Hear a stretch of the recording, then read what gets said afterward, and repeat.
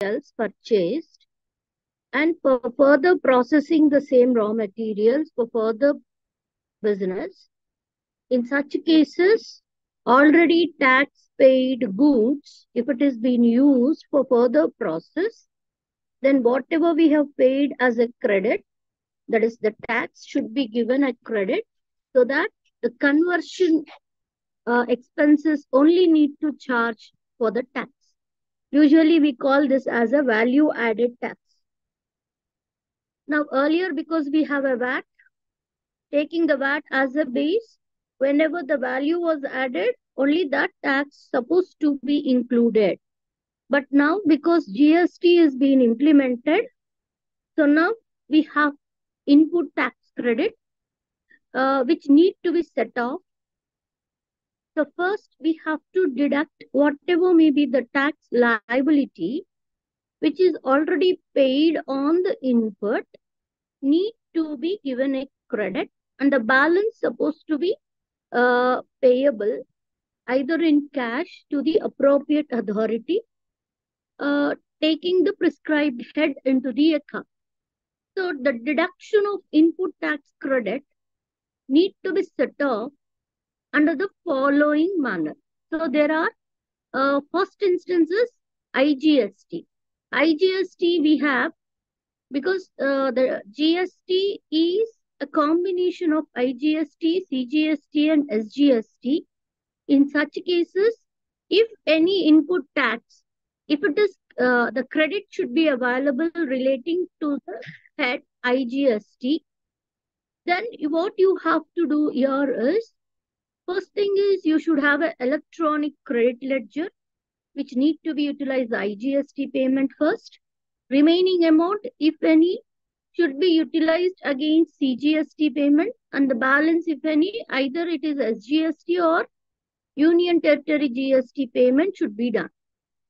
So as per the old rules, the setting off of ITC, that is input tax credit, usually what we used to do is CGST Act 2018, whatever the amount which is set off as an input tax credit.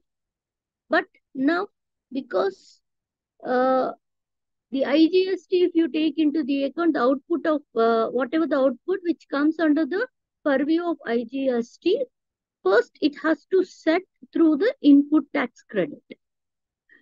The second is CGST if you take, then after setting of IGST, then CGST need to set off.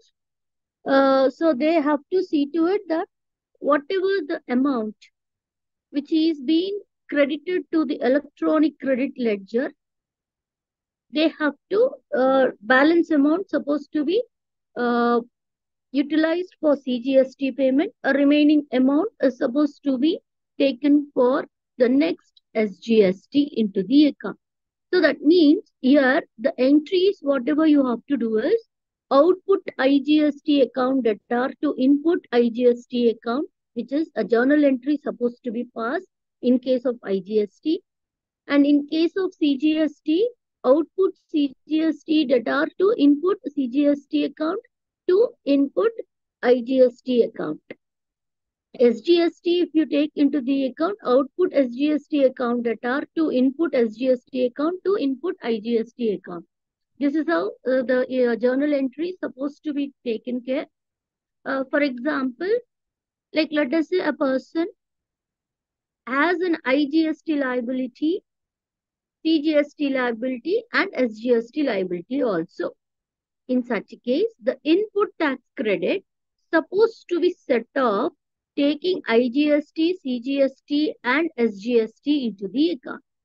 So what is your input tax credit? Like let us say, the liability relating to IGST is 50,000. CGST is about 1 lakh and SGST is about 1 lakh. That means total is 2,50,000 is the credit which is available. So in such cases, if at all any input tax credit, if it is available, based on that 50,000 first we have to set off relating to the IGST. Then out of this 2 lakhs, 50,000 is being taken care of. The next whatever maybe is left, that's supposed to be, you have to see to it that that should be adjusted with CGST and SGST. So this is what the way you have to set off into the account. Now, like this, the things has to go on. Now coming to the payment process. The following are the features of payment process which we have to take into the considerations. Now, electronically generated challan from GST. That is, we have a number, an identification number which has been given once we registered under the GST Act. The electronically generated challan should be taken from common portal in all modes of payment. Whatever the mode of payment you would like to choose, that can be used. And manually, you need not prepare any challan. So there is no need us to prepare any manually challan. Now, the facilitation of the taxpayer by providing the hassle-free anytime, anywhere, the mode of payment of tax. He can pay the tax anytime. Like nowadays, because every people, whatever the bills which they are paying online, it is easy for them to pay at any time, anywhere, any point of time. The same manner, the GST also can be done. That means the businessman can able to pay the taxes anytime, anywhere, any mode of payment. The next, conveyance of making payment is online. Now, electronically, the payment is to be made, which is easy for everyone to pay the taxes. We need not go to the bank, need not stand there, waste the time. All that cannot be done. This can be done into the account. The next, a logical tax collection data in electronic format. A logical tax collection is also can be done using the electronic format into the account. The format need to be followed so that it can be shown that whatever the taxes which are collected logically also will be stated in that. That means if you use online payments, it will reflect stating that what is paid, what is not paid, when it is paid, whatever the details, all that has been reflecting on digitally. The next is the faster remittance of tax revenue to the government account. Yes, when we are using online payments, it is easy for the payment wise and the record wise, and it reaches to the government quickly. So that's the reason why it is the faster remittance of tax revenue to the government. The next is paperless transactions. We don't require a receipt. Neither the other party need not prepare any receipt. So just they have already electronically, whatever maybe the bill is prepared, based on that, the transactions are being made.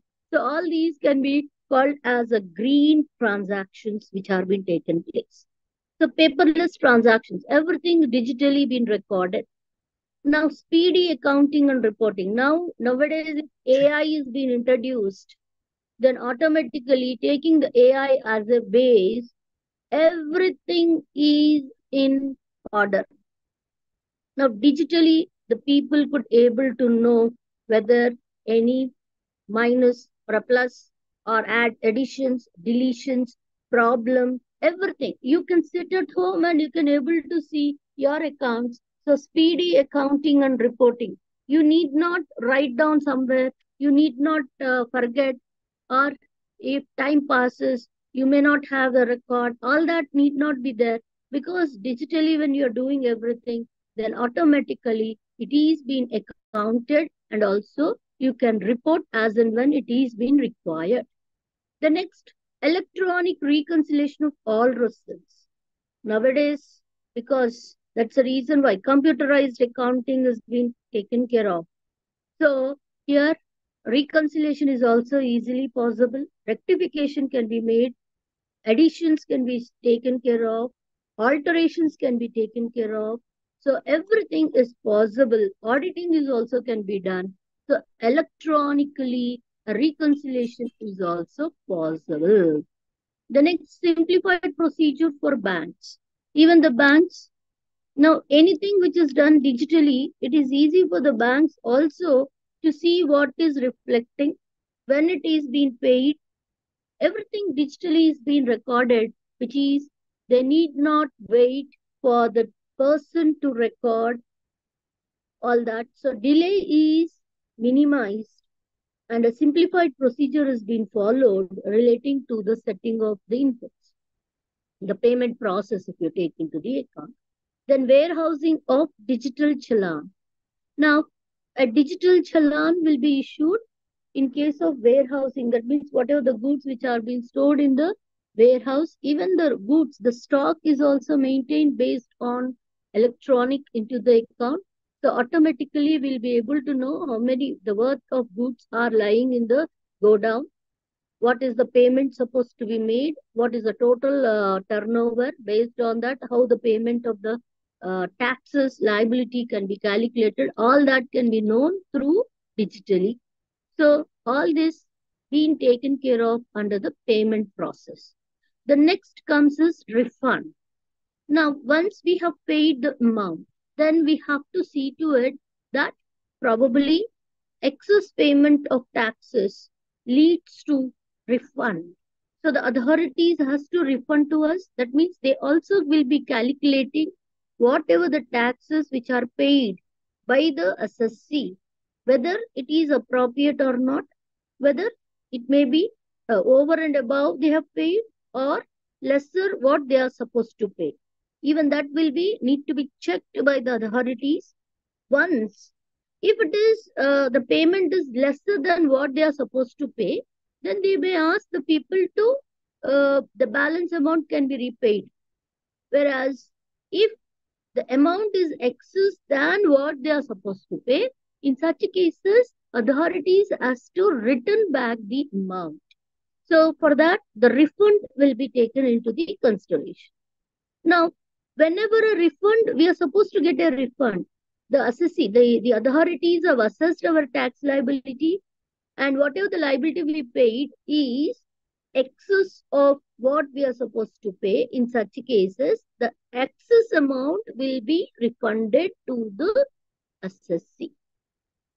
So whatever the amount which need to be payable in the form of a refund, the person should file an application electronically in the form of GST RFD. RFD stands for refund. So for the refund, they have to specifically, this form supposed to be submitted. GST, Goods and Service Tax, RFD, refund 01. 01 is the form number, which need to be filed electronically through a common portal for the refund of tax. Or it can be for the interest or the penalty or the fees or any other amount paid by him other than refund of integrated tax.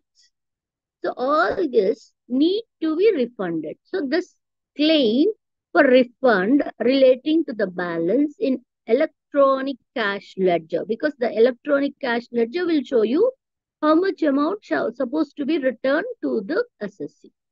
Now, all this supposed to be returned, should be filed in a form called GSTR 3, 4, or 7. So, uh, goods and service tax return 3 or return 4 or return 7. These are the three which we have to take into the consideration for the filing for the sake of return refund purposes. The application for refund shall be filed by the suppliers of the goods in respect of special economic zone. Now, the special economic zone people are also can able to file a return for the refund. Now, in case the supplier of service, along with such evidences regarding to the receipt of services authorized to operations as endorsed by the specified officer of the zone. So they need to see to it that who is the authorized operations, whether they are endorsed by this or not, that need to be taken care. Then only it is a proof for the people to say that they also file the return for the refund. Now, whatever the application which is filed by those suppliers, deemed exports. That means they have already might have exported the goods and deemed to be exported. In such cases, they can not avail input tax credit because they are not paying any tax. So how can they claim any tax credit? That's the reason why, for the sake of export, they cannot avail any input tax credit, for which they have to furnish an undertaking to the effect of the supplier that whatever the claim he has put up for the refund. The next what we have to take into the account is, like, whenever we put a claim for the refund, like any adjustments supposed to be made regarding to any tax payable by the applicant out of the advance tax deposited or anything at the time of registration under section 27 can be claimed in the last return required to be furnished. So all that will be adjusted. Then the documentary evidences are also need to be proved. So they have to accompany with the return all documentary evidences which are being attached in Annexure 1 along with the form GST Refund 01 as applicable established to refund duly to the applicant. The next what they have to do is a copy of order passed by the proper officer or an appellate authority or an appellate tribunal or a court for such refund. That also need to be given a reference number. So they have to accompany that whatever the form they are submitting, along with that evidences also need to be stated, and also who has passed the order, that also they have to attach. So it may be a proper officer might have attached, or a appellate authority, or an appellate tribunal, or a court, or whoever may be. That order also need to be accompanied along with the form. Now, in case of deemed exports, the applications which are filed by the recipient, what he has to do is, first of all, the statement should contain a number, the date of shipping bills, bill of export, the relevant export invoices, whatever the refund on account of export of goods that need to be stated. Along with, they also need to file the bank realization certificates, the foreign inward remittance certificate need to be attached along with the refund application.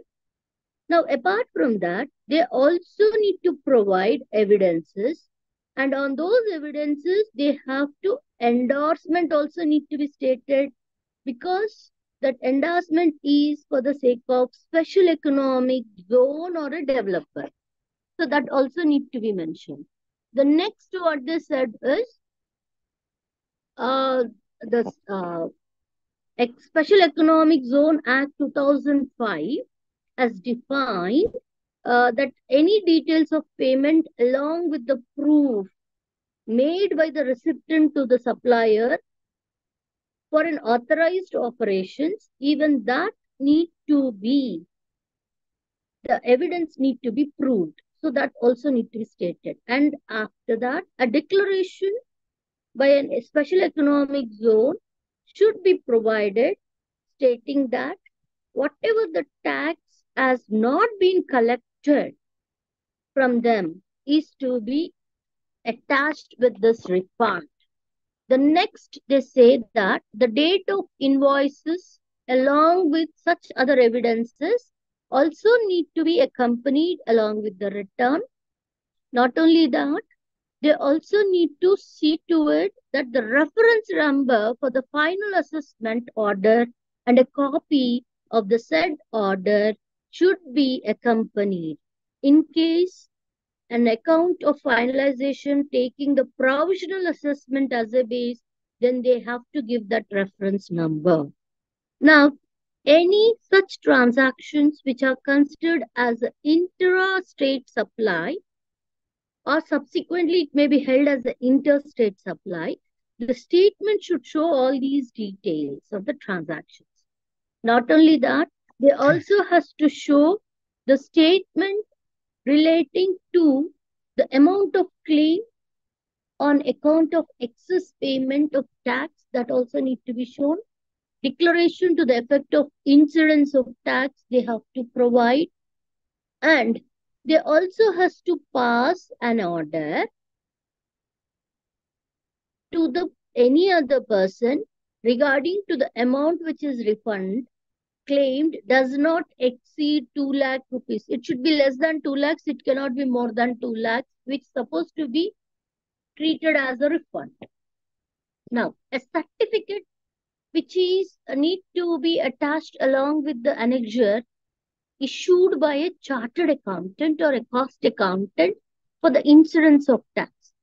So that certificate issued by them also need to be a complete, or the evidence need to be proved, or annexure need to be attached along with the form. And any interest or any other amount claimed as a refund has not been passed on to any other person. Even that also need to be situated into the account. The next, they say that the amount of tax has been recovered from the recipient. It shall be deemed that the incidence of tax has been passed on to the ultimate consumer. That means here, whatever we are receiving in the form of a refund, that amount we are see to it that it has to pass on to the ultimate consumers from whom we have collected the taxes. That's the reason why we have to give that assurance to the government saying that whatever the refund we have collected, it will be passed on to the ultimate consumer. The next, we have to see to it that electronic credit ledger, whether it shall be debited by the applicant by an amount which is equal to the refund so claimed. Even that is also need to be stated. The next, in case of zero-rated supply of goods or services, or both, without any payment of tax, under the bond or a letter of undertaking, even that is also need to be stated. So, actually, these are the points which need to be considered for the application to put up for the sake of refund to the authorities.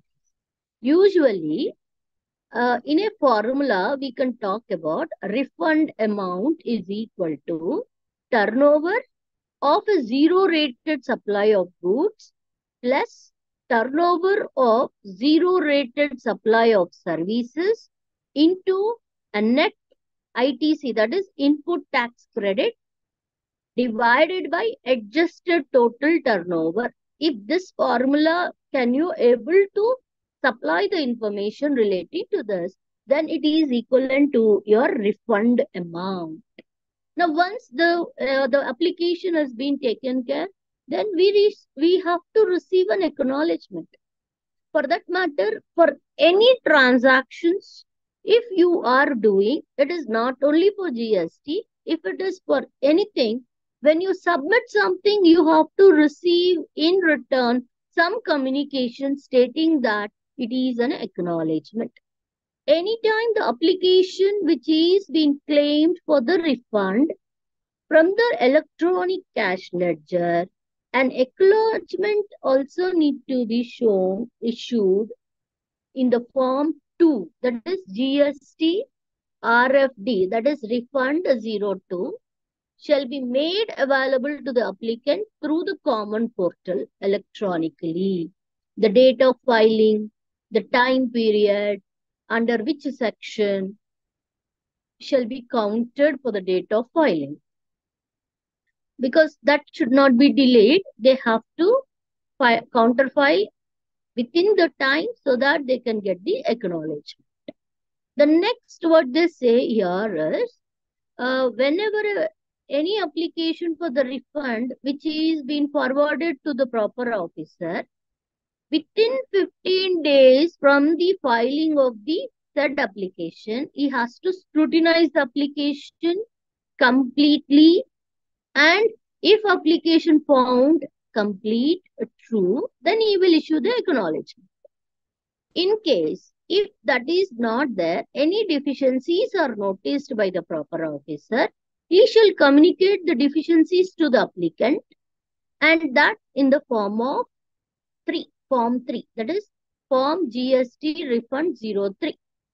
Though the common portal electronically requiring him a file to fresh refund, even then the deficiencies, rectification of such deficiencies also need to be stated.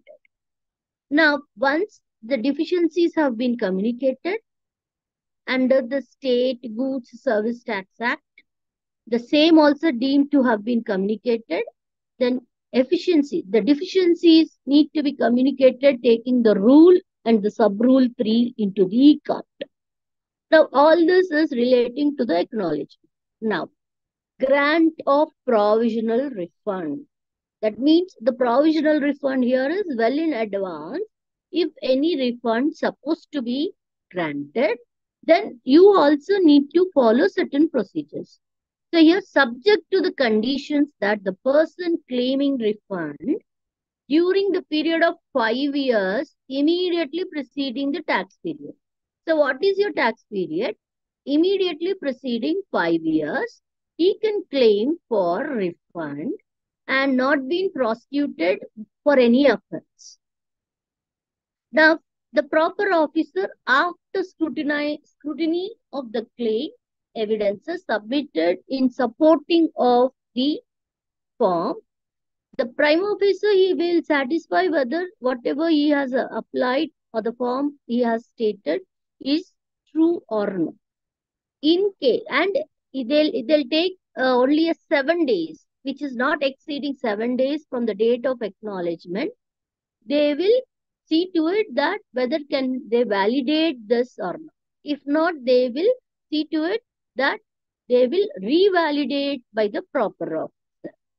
Now, once the proper officer shall issue a payment advice in form GST refund 05 for the amount which is sanctioned electronically, which is credited to the bank account, the applicant mentioned in his registration particulars relating to the application of refund, etc., then it is to be disbursed within the same financial year.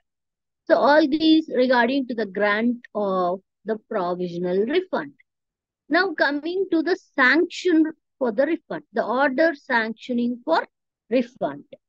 Now, a proper officer, once he has satisfied, examined the application, satisfied, then the refund will be given in the form of an order. That form of an order is Form GST Refund 06, sanctioning the amount of a refund to which the applicant is entitled to claim as a refund. Now, provisional basis only he can claim. That amount can be adjusted against any outstanding demand under the Act or any existing law, and the balance amount refundable. Now, provided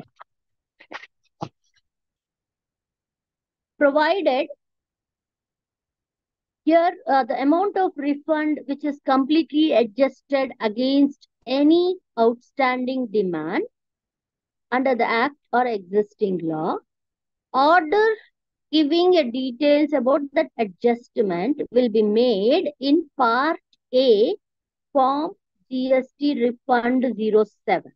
This is a form in which in the Part A, he will mention all the adjusted details. Now, the proper officer or a commissioner of opinion that the amount of refund is liable to be withheld, then in such cases, they will issue a Part B of form GST RFD, that is refund 07. Part A is for the adjustment. Part B is for whatever the amount which is to be withheld. The refund amount need to be withheld.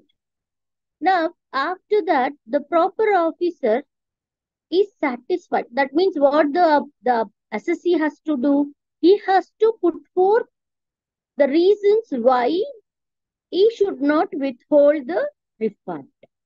So, whatever the reason stated by the assessee appears to be satisfied by the proper officer and the reasons supposed to be recorded in writing, then The whole or any part of the amount can be claimed as a refund and is not admissible or not payable to the applicant. So what they have to do is they have to issue a notice in form GST refund, that is RFD 8, form 8, to the applicant, requiring him to furnish a reply in 9 form, that is form GST RFD 09, within a period of 15 days. So within a period of 15 days, he is supposed to give a reply. He has to furnish in the form of a return. Now, what he has to do within 15 days, he has to apply. Now, whatever the reply was given, he has to make an order in the form GST RFD form 6, sanctioning the amount of refund or rejecting the said refund claim. Whatever may be, order should be issued to the applicant electronically. That means it should be available to the applicant electronically. That means the communication should be given. If any application, if it is shall be rejected without giving the applicant any opportunity of being heard, that means a principle of natural justice, if it is not applied, then they can go to any court or any tribunal, see to it that they can claim the amount back. That's the reason why usually what they say is, usually before to reject the application, the proper officer, he has to, first of all, he has to give an opportunity for the person or the assessee to put forth his reason why it should not be rejected. So, unless until the reason is not satisfactory, then proper officer as a power to exercise, stating that the refund form can be rejected. But if it is a reason which is acceptable, then in such a case, they can sanction the refund. Either whole or a part of it can be sanctioned. Now, that is under section 54, subsection 8, rule 2, sub-rule 1, all that, the amount can be refundable. Okay, the payment advice should be in the form GST RFD 05, should be taken electronically credited to any bank account. That is to be done if the reason is acceptable. Now, the next is the proper officer is satisfied that the amount refundable, and he will make an order in the form of form GST RFD 06, issue an advice in the form GST RFD 05 for making the amount of refund to be credited to the Consumer Welfare Fund. So what is Consumer Welfare Fund? That means we are not giving to the concerned party. Why? Because we have a doubt that it may not reach to the ultimate consumers. Instead, refunding the amount to that person, we will credit it to the Consumer Welfare Fund. So that is a fund which is being created as a consumer welfare fund, and that fund will be used only for the sake of consumer welfare. That's the reason why, in case if we have any doubt that the amount which is refunded to the assessee may not reach to the ultimate consumer, then that amount, instead of giving to the supplier or a dealer or an assessee, rather we can credit it to the Consumer Welfare Fund. The next we will talk about the credit of the amount of a rejected fund claim. Now, the rejected fund refund claim, if we take any deficiencies, if we take into the account, now the deficiencies need to be communicated first of all under Rule 90, Sub-Rule 3, which need to be stated, and the amount which is debited according to the Rule 89 and Sub-Rule 3 shall be recredited to the electronic credit ledger. And as a claim, which is the amount of claim as refund is rejected under the Rule 92, either fully or partly, that amount which is debited to the extent of rejection shall be recredited to the electronic to the form GST PMT03. Here, PMT. What is PMT? That means we will say here is whatever the refund which need to be credited because that amount was rejected refund, no, that related. So they have to specifically mention that is relating to PMT. The next we have to talk about the order which is sanctioning interest on delayed refunds. Now, sometimes the interest which is you have to pay on the refunds because refunds have been delayed. Why it is delayed? Probably there could be some reason like some situations where the proper officer could not able to do within the stipulated time. In such cases, that payment advice need to be passed on by the proper officer in form GST RFD 05, and he has to see to it that a delayed refund, whatever the period of delay, he has to pay the interest on that amount payable, so which is to be credited electronically to the bank account. So the applicant should mention the registration particulars as such, so that the refund amount which is delayed plus interest can be sanctioned and that can be need to be credited to his account. The next, they have to see to it the refund of tax for certain persons. Who are those persons? Now, inward supplies. Now, whatever the amount which is eligible refund of tax paid by inward supplies as per the notification which is issued under section 55. For once in every quarter, electronically on common portal, either directly or through a facilitation centers notified by the commissioners, which need to be, that is, a statement should be issued to the inward supplies in the form GSTR 11, and it should be stated that this is the amount which can be claimed by these persons. The next acknowledgement also needs to be issued, and it will be issued in 02, that is form GST refund 02. The refund of tax which is paid by the applicant shall be available. The next, coming to the inward supplies, supposed to state registered, whether they have registered or not.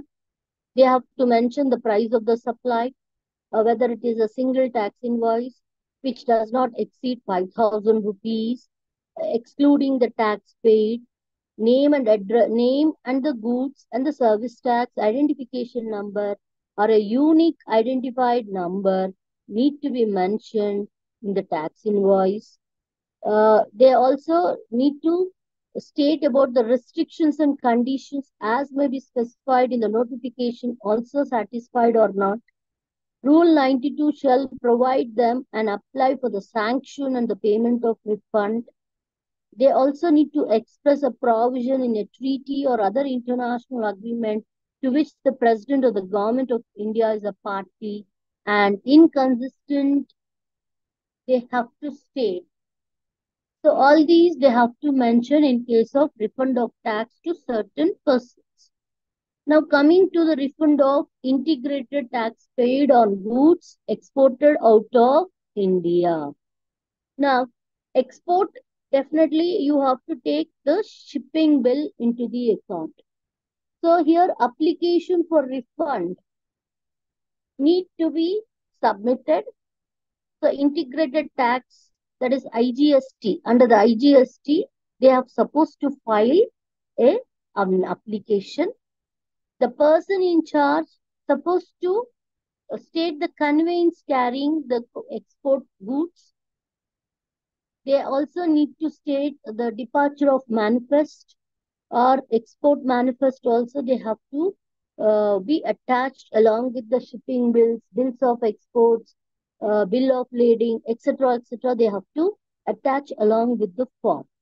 And they also has to furnish a valid return, which is in form GST 3 or 3B also, as the case may be, they have to submit.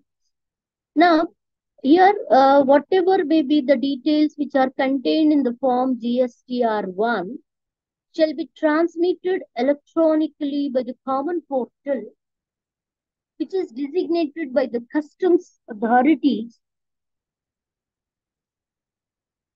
They have to see to it those invoices have been exported out of India. That confirmation needs to be given.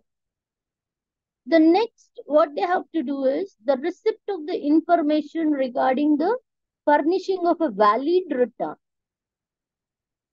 That is also need to be shown in your common portal, either designated by a customs officer or a proper officer of customs. He has to process the claim of refund. The claim of refund shall be withheld here in case if it is received from the jurisdictional commissioner of central tax or the state tax or a union territory tax, with whatever may be, which is withhold the payment of refund. The next, the proper officer of customs determines the goods which are exported in violation of the provisions of the Customs Act. Now, because of all this, probably the refund of integrated tax paid on goods exported out of India can be done. The next, we have to talk about the persons who are claiming refund of integrated tax paid on exports of goods or services. Here, the supplier, he should not have received any benefit from the government of India or the Ministry of Finance, except it is related to the receipt of capital goods. If it is related to capital goods, then he can claim the refund.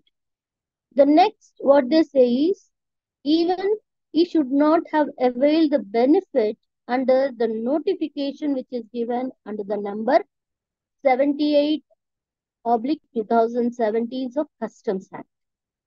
The export promotion capital goods scheme. He should not receive any such benefit from these schemes. Then only he can claim for refund. Now, next is the export of goods or services under the bond or letter of undertaking. So, as yesterday I told you already, exporting the goods based on two things, either on bond or on letter of undertaking. So here the person who has registered, who wants to avail the option for the goods which are exported without payment of tax, and they are supposed to export the goods either executing a bond or a letter of undertaking. What he has to do is, first point, what he has to do is under section 50, within a period of 15 days after the expiry of 3 months. So they have to see to it that 3 months period was given. Over and above the 3 months, within 15 days, according to the section 50, he can avail this option.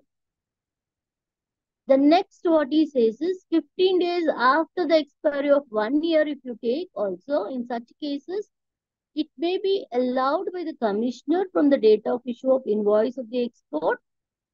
The exporter can convertible the foreign exchange, because here delays can be taken place. The first delay is probably 3 months or a 1 year. So 3 months delay, that means after the expiry of 3 months, within the 15 days, he can make an apply and he has to submit all. That is a bond, a letter of undertaking, etc. to the authority. or he has to see to it that 1 year, if it has been expired, in such cases also 15 days after the expiry of 1 year, he can also put forth an application to the commissioner. Commissioner, if he thinks can be allowed, he will allow for the availing of the option. The next year, they say that electronically, whatever been transmitted will be designated by the customs authority a confirmation that the goods of the said invoices have been exported. So if it has been stated, then automatically within the time limit, they can able to get back their amount. But in case the goods which are not exported within the time and the registered person fails to pay the amount mentioned, so automatically what happens, the whatever the bond or the letter of undertaking which is being executed, it shall be withdrawn and that amount will be adjusted in the form of the payment which is being paid. So this is how this will be stated. Consumer Welfare Fund, we have already discussed relating to this. The next we have to talk about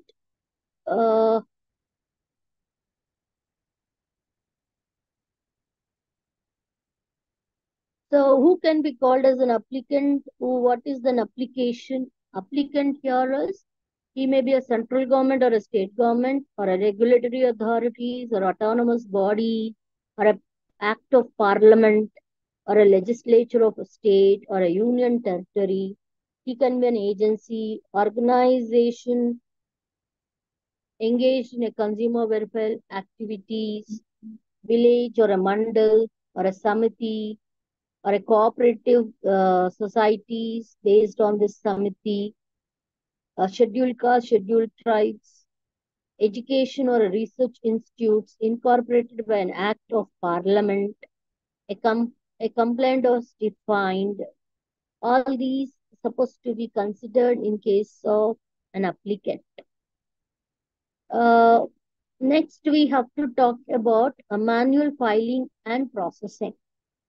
Now, under the GST, the manual filing of returns forms were not taken care of. It is the electronically which need to be filed. So what they have to do is they have to follow the procedure. They have to electronically issue a notice, a declaration, an application, intimation, reply. Everything will be electronically will be done. A order or a notice, a order or a certificate on a common portal shall be process or procedure include manual filing, etc. will be intimated to their emails. So that's the reason why application, intimation, reply, declaration, statement, issuance of the said notice or order of certificate or a form or whatever may be prescribed according to the rules which is being sent through electronically. So all these we have discussed relating to the input tax credit. Do you have any doubts? Yes. Shall we move on to the next is the returns. So what are the returns we have? Based on that, we have to file the what are the returns we have? Because return 5, return 6, return 7, return 8, return 10, these are the returns we have. Now, whoever may be, first of all, what we have to state here is the assessee whose turnover exceeding 5 crores are required to file a self-certified reconciliation statement in form GSTR 9C. And he also has to furnish invoice available to the small taxpayers who are registered under QRMP scheme. So now, first thing what we have to do is GSTR1, which is stated about details of outward supplies of taxable goods or services affected monthly or quarterly. IFF, invoice furnishing facilities, which is the details of B2B, business to business supplies of taxable goods or services monthly. Those people supposed to file invoice furnishing facility. Then GSTR 3B is a summary written of outward supplies and ITC claimed along with the payment of tax by the taxpayer either monthly or quarterly. The next is CMP 08. Here CMP stands for your composition scheme. So the registered persons who wants to claim under the composition scheme, they have to file a statement cum challan to make a tax payment by the registered taxpayer under the composition scheme under section 10 of GST Act quarterly. GST 4, the form 4, registered taxpayers under the composition scheme under section 10 of CGST, annually they are supposed to file. GSTR 5, non-resident taxable person should file their return monthly. 5A form, the non-resident ODR service providers. That means they are like electronical, no, these are overseas merchants, whatever the services which are being provided, monthly they are supposed to file GST return 5A. GST return 6, which supposed to be filed by input service distributors. To distribute the eligible input tax credit is to, they have to file this monthly. Then GSTR 7, Form 7, this is supposed to be filed by registered persons who are deducting the tax at source, and this to be filed monthly. Now, coming to e-commerce operators like Flipkart, Amazon, Snapdeal, those suppliers, what they have to do is, they have to file the return GST 8, and they have to state all the supplies details which are being affected. And the amount of tax collected at source also they have to mention, and it is to be filed monthly. Now, the return 9, which is an annual return, which is supposed to be filed by a regular taxpayer, and it is to be filed annually.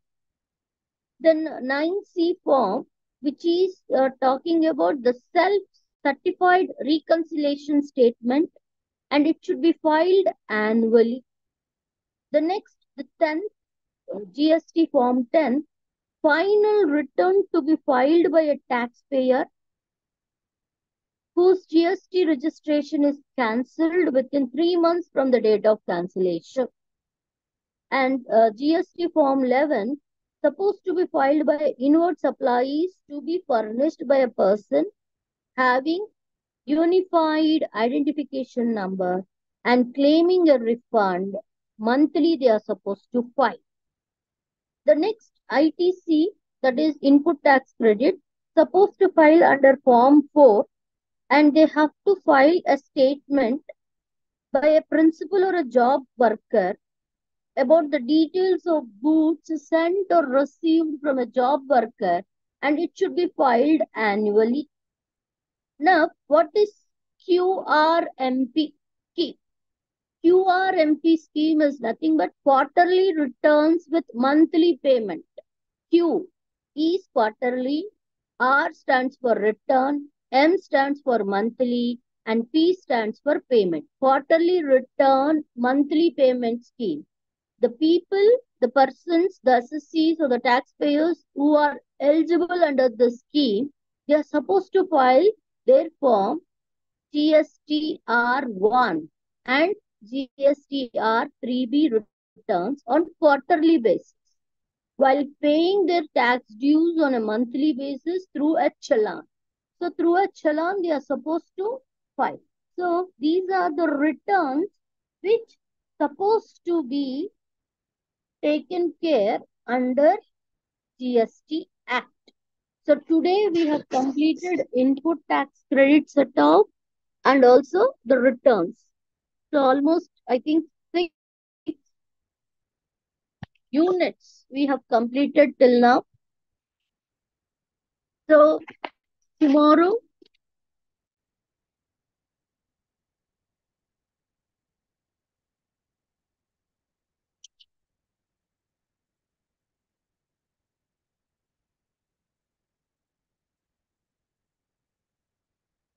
tomorrow we will discuss the next portion, next part of the syllabus. Any doubts? Any doubts you have?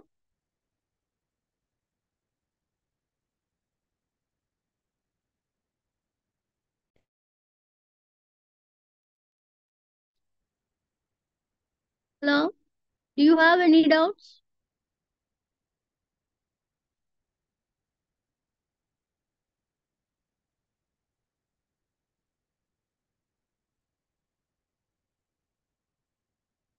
Okay, then thank you. We will meet tomorrow for the next lesson to be discussed. Thank you. I'm leaving now.